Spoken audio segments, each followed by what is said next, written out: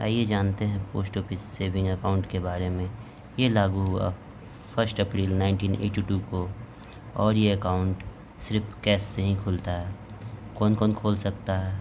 कोई भी सिंगल व्यक्ति या 2 व्यक्ति या कोई माइनर कोई गार्जियन अपना अपना बच्चे के साथ खोल सकते हैं, या कोई गार्जियन जो अनसाउंडेड माइंड का व्यक्ति हो उसका खोल सकते हैं। और कोई अगर बच्चा 10 साल से ज़्यादा हो गया हो तो वो अपने नाम से खोल सकता है अकाउंट पोस्ट ऑफिस में।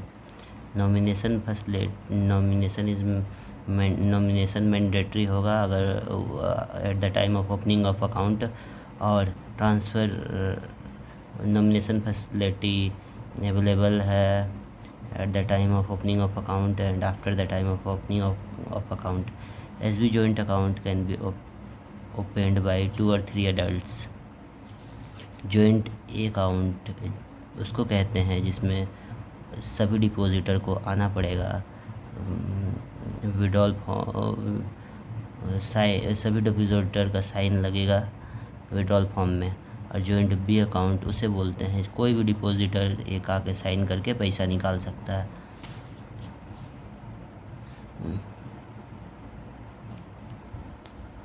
अगर ट्रांसफ़र होगा जॉइंट अकाउंट का तो एप्लीकेशन फॉर्म में दोनों होल्डर को आना पड़ेगा साइन करने के लिए। दूसरा point, deposit and withdrawal.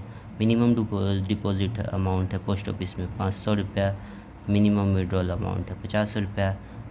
Maximum deposit का कोई लिमिट नहीं है। और अगर आपका खाता में मिनिमम बैलेंस 500 रुपया है तो आप पैसा उस खाते से नहीं निकाल सकते हैं। और अगर 500 रुपया अगर आपका ट्रांजैक्शन 3 साल तक नहीं होते रहा और आपका खाता में 500 रुपया पड़ा रहा तो 1 साल में वो 50 रुपया डिडक्टेड हो जाएगा अकाउंट मेंटेनेंस फ़ी के नाम पर।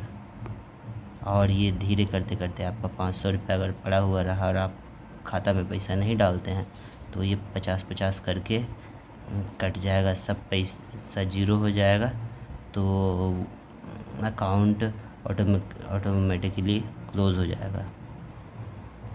तीसरा पॉइंट जानते हैं हम लोग इंटरेस्ट के बारे में। पोस्ट ऑफिस में अभी करेंट इंटरेस्ट है 4% पर एनम इंडिविजुअल अकाउंट और जॉइंट अकाउंट।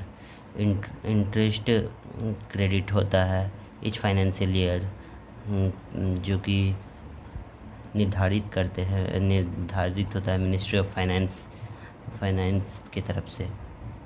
साइलेंट अकाउंट, अगर कोई भी अगर डिपॉजिट और विड्रॉल 3 साल तक कंटिन्यूस 3 साल तक नहीं हुआ तो उस अकाउंट को साइलेंट माना जाता है। और रिवाइवल इस अकाउंट के करने के लिए आपको एक केवाईसी फॉर्म भरना पड़ेगा और साथ में पासबुक लेना पड़ेगा, और एक फॉर्म साथ में भर के आप जमा कर दीजिएगा अपने पोस्ट ऑफिस में, तो वो फिर रिवाइवल के लिए चला जाएगा और आपका अकाउंट रिवाइवल हो जाएगा।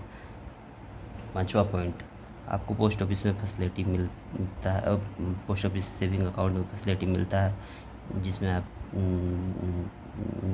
चेक बुक ले सकते हैं, एटीएम कार्ड ले सकते हैं, बैंकिंग की सुविधा ले सकते हैं, आधार सीडिंग करवा सकते हैं, अटल पेंशन योजना करवा सकते हैं, PMSBY प्रधानमंत्री सुरक्षा बीमा योजना करवा सकते हैं, इसका सुविधा ले सकते हैं, प्रधानमंत्री जीवन ज्योति बीमा योजना का सुविधा ले सकते हैं।